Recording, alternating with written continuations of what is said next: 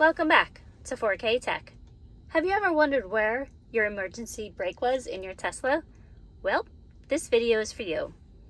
This is a 2022 Model Y.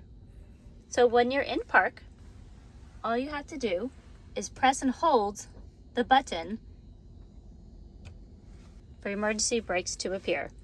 To get out of this, you simply drive the car like you normally would.